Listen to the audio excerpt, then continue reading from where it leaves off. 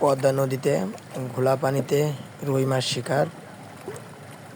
পদ্মা নদীতে এখনও অনেক পানি রয়েছে, এখনও ডাম্পিং বাইর হয়নি, তবু আমরা মাছ শিকার করার উদ্দেশ্যে পদ্মা নদীতে এসেছি। এই যে আমাদের সরঞ্জাম, এগুলো নিয়ে যাচ্ছি।